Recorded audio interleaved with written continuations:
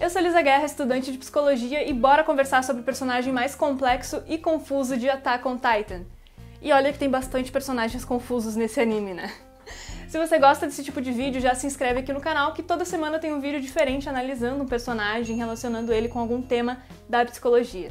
Porque é cada vez mais importante que a gente converse sobre isso, que a gente debata, porque a nossa sociedade atual tá precisando muito. E esse vídeo vai conter alguns spoilers, tá? Só pra te avisar. Alguns.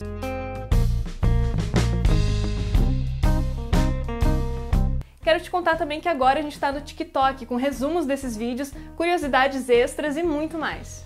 Reiner cresceu em um distrito onde haviam diversas restrições do que ele poderia ou não fazer. Ele cresceu com um estigma, uma marca de ser culpado pelos atos dos seus antepassados. A culpa é algo muito presente desde a infância dele. Então, ele também transfere muito dessa culpa para os personagens, os demônios ali, como se fossem culpados por tirar do Reiner a vida que ele poderia ter tido. E ele tá longe de ser um herói genuíno. A sua motivação para ser um guerreiro nunca foi por fazer o bem ou ser altruísta, mas sim para ser visto como alguém, para sua família ser vista como alguém. E não podemos deixar passar o fato de que ele achava que com isso ele também conseguiria a aprovação de seu pai. Enfim, os seus colegas de equipe tinham habilidades muito úteis no campo de batalha, como por exemplo inteligência, pontaria, outro dominava o combate físico, mas Reiner ele foi escalado pela sua lealdade, a lealdade que ele demonstrava. E ainda mais tarde, ele descobre que ele só foi escolhido na verdade porque Marcel não queria que o seu irmão tivesse o mesmo destino. Ou seja, isso deve ter mexido muito com os sentimentos de inferioridade e culpa que ele cultivava desde a infância. Então foi um tombo atrás do outro, digamos assim. Mesmo depois de ele se tornar um guerreiro, seu pai também continuou rejeitando ele, desprezando, e em seguida ele descobre que ele não tá ali por mérito próprio, mas sim pro Marcel ali não ter o irmão na mesma situação. Ou seja, todas as suas motivações de vida devem ter ficado bem confusas na sua cabeça. E com certeza o primeiro ponto de virada dessas dores que se acumularam foi após o Marcel dar vida por ele e em seguida o Reiner assumir a personalidade do Marcel, que não era só o que o grupo precisava, mas também o que ele mesmo precisava no momento. E ele passa a agir como líder, como protetor, irmão mais velho, tudo aquilo que a identidade do Marcel representava. E, bom, a nossa mente ela tende a acumular estresse, ao qual a gente vai se livrando aos poucos, fazendo atividades que nos dão prazer, conforto, alívio e tal. Inclusive, a psicoterapia é uma ótima ferramenta para a gente lidar com isso, para a gente entender melhor esse funcionamento. Porém, o Reiner ele não costumava liberar o seu estresse, o seu sofrimento de nenhuma forma. Então, ele deixava tudo acumular. E logo, não ia ter mais espaço para mais nada além da dor e confusão que ele estava armazenando. E fazendo com que ele tenha que sair de si, digamos assim, para ter um pouco de paz. E como se fosse uma espécie de defesa.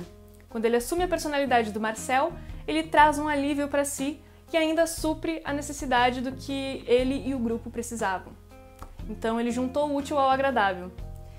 Já que se ele lidasse com todos os traumas e dores desde a infância, poderia ser algo insuportável, digamos assim. Ele é a mesma pessoa, o mesmo Reiner, porém com outra personalidade, ou melhor, outra manifestação da identidade dele, da qual ele não precisava mais lidar com as suas frustrações do passado, ou ao menos ele achava que não ia mais precisar lidar.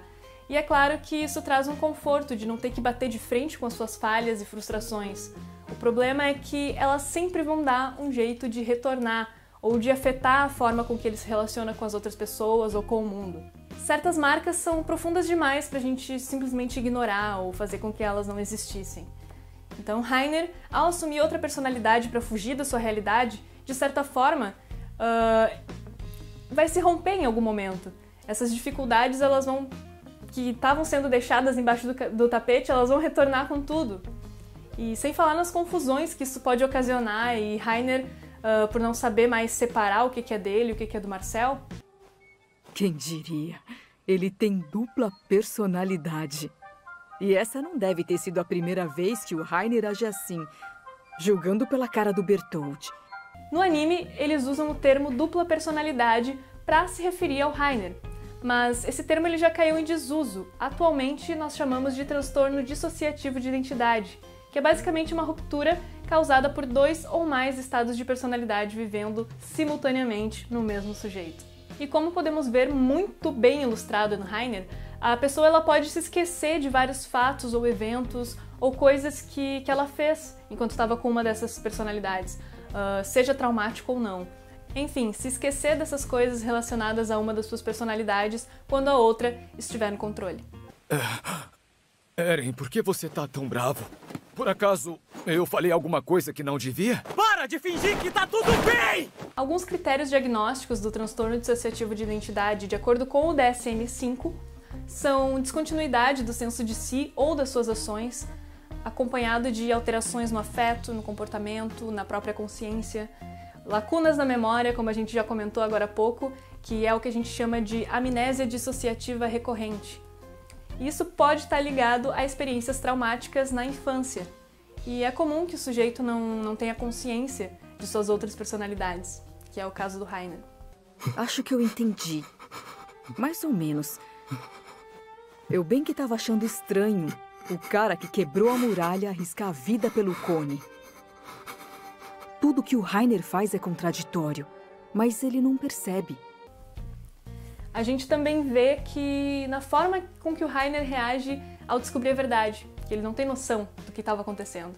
Você não é um soldado. Você e eu somos guerreiros.